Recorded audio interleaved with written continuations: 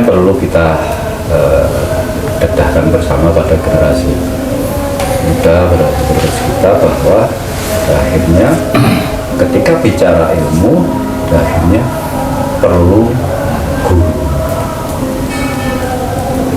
Perlu guru karena jelas dawuh Allah bunyinya gimana kan, bahwa Allah itu mengambil ilmunya dengan cara apa? Ulama. Nah, dengan memanggil para ulama, para aulia ke sisinya. Berarti tempat ilmu itu ada di mana? Iya, jelas betul. Nah, itu mesin, uang,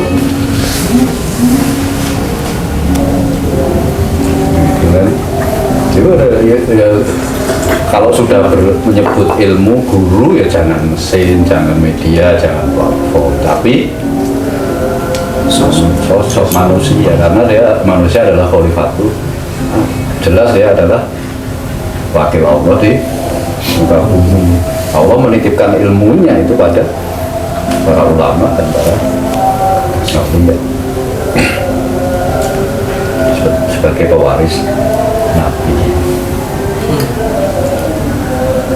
Jadi tidak ada Mas Yudhan istilah berguru ke Google, itu sekedar alat untuk mencari informasi. Tapi akhirnya harus diinternalisasikan sendiri, dan hasil internalisasikan ditaskehkan pada guru.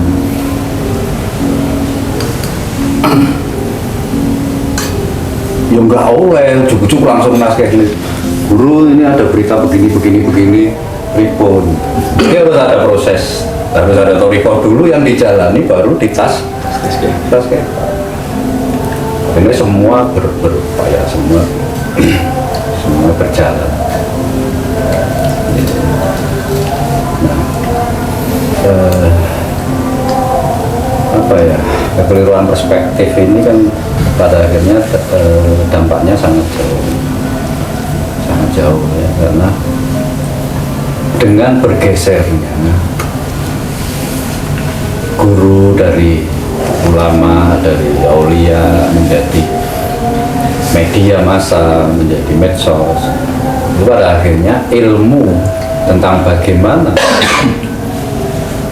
berguru dan bagaimana mencari ilmu, ta'lim muta'alim ya Mas Babit, itu juga menjadi pelan-pelan menjadi kritis. Iya, bergeser.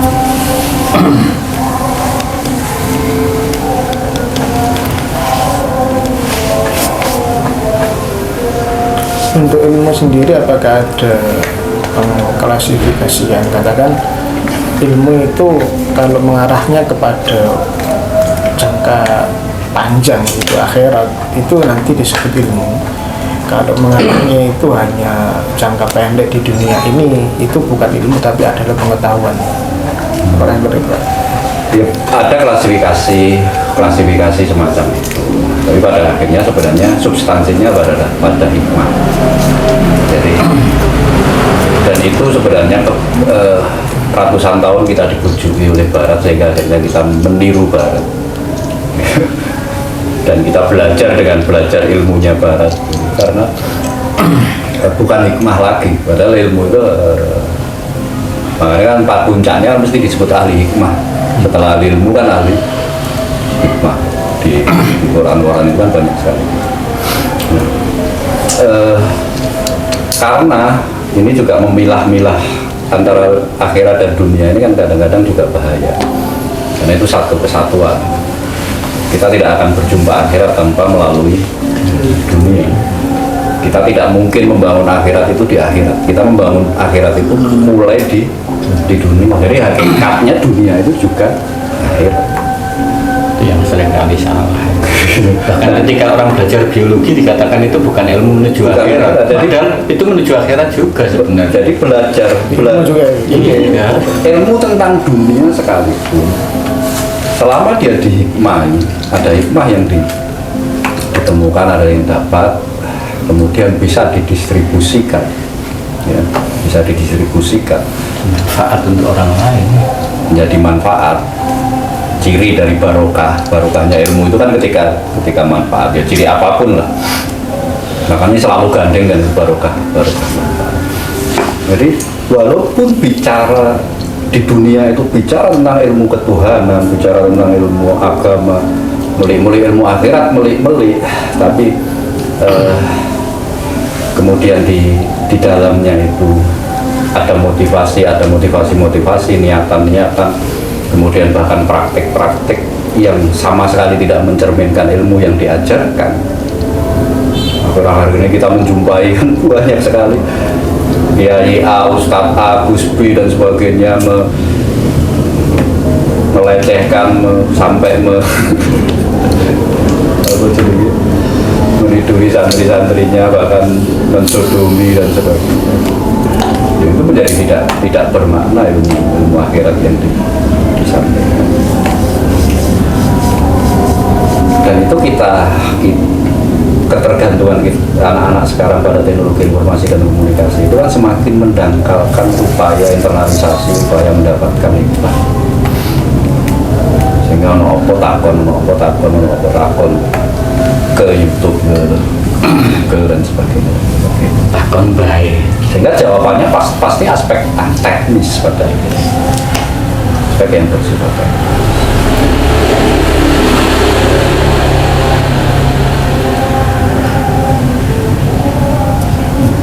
Diluruskan kan menurut saya seperti yang saya pikir itu bahwa ada klasifikasi ilmu dunia dan ada ilmu ukhrawiyan gitu.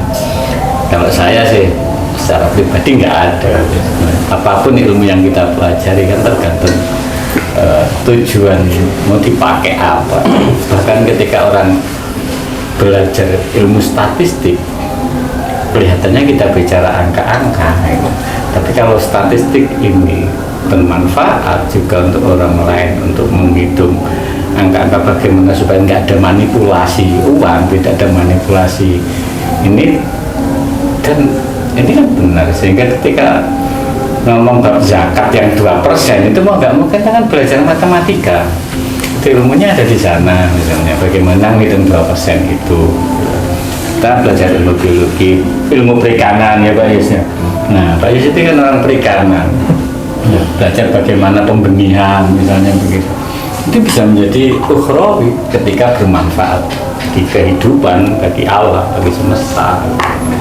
Yang penting kita ada di kalau begini Pak Dur.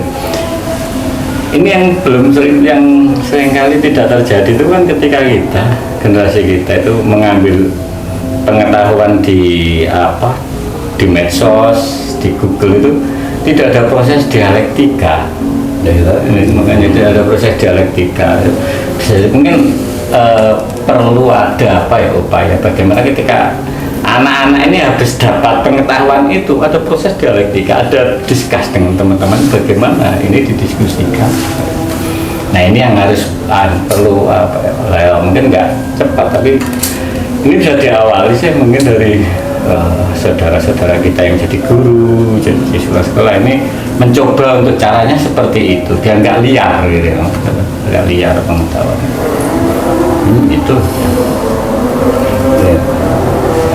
diskus pun, dialektika pun itu juga menciptakan jebakan-jebakan untuk liar, kemudian tergantung pada pergaulan yang ada di sekitarnya.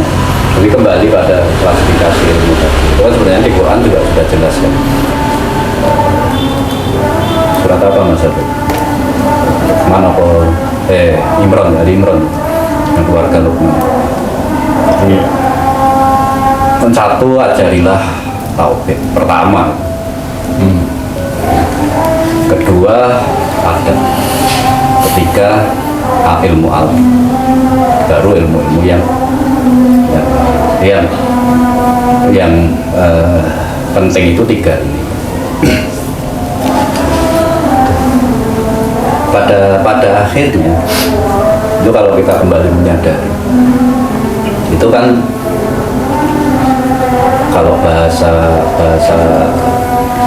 Hindunya Trimurti, bahasa Kristennya Tri apa itu? Tritunggal. Trinitas. Trinitas.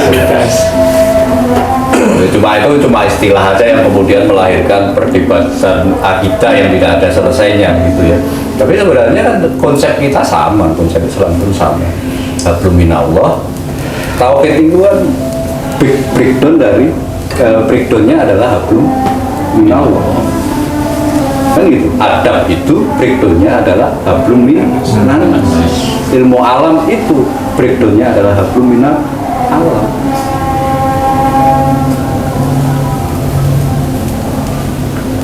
Tapi pada akhirnya semua akan kembali kepada yang disampaikan oleh Allah tadi, bahwa seluruh ilmu itu adalah milik Allah, dititipkan kepada aulia, ulama, khalifahnya, dan diambil dengan cara mewafatkan.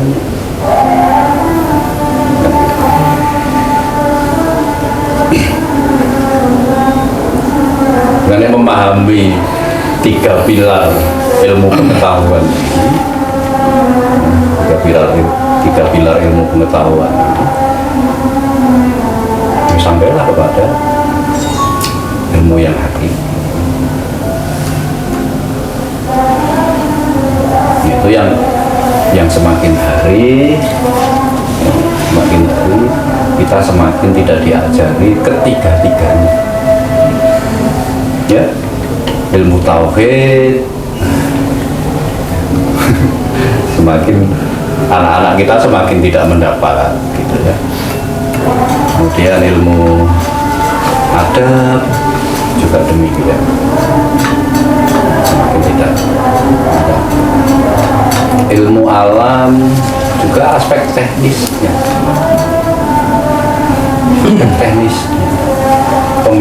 pemilahan fakultatif yang pernah saya bilang,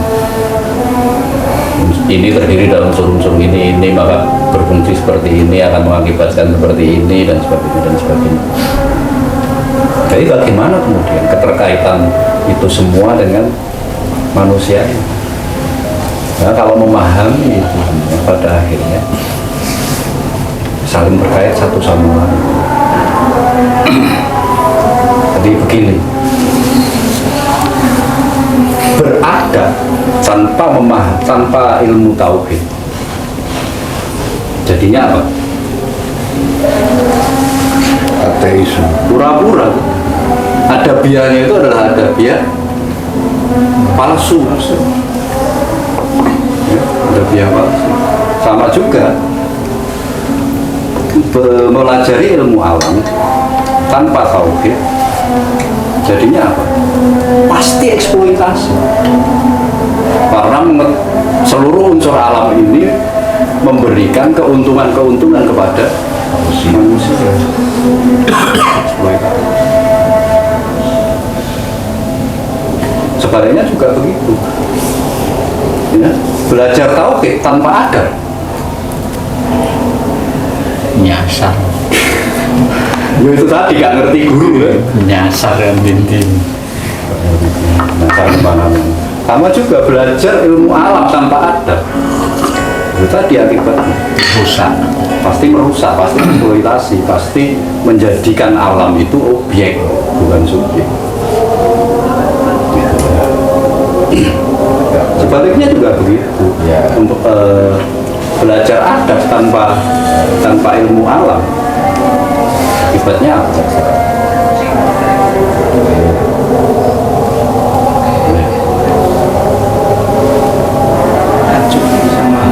Lingkungan ya, tidak peka terhadap situasi, kondisi, ruang, waktu, ya, tidak peka terhadap keadaan. Makanya guru kita itu mengajarkan ini warung kopi, urusannya ya warung kopi, ya kan? Neng mall ojo cium-cium tangan. Apakah terhadap ruang dan waktu. Sama juga mempelajari tauhid tanpa pemahaman ilmu alam, semua bisa menjadi Tuhan. Lahirnya berhala, lahirnya pemujaan terhadap apa, penyembahan terhadap pohon, terhadap benda-benda mati itu kan karena begitu. Ini tiga hal yang tidak bisa terpisah. Dan sebenarnya ini adalah background dari semua harus diawali dengan ilmu. Awalnya adalah mikro. Dan garisnya jelas tauhid, adab, amal.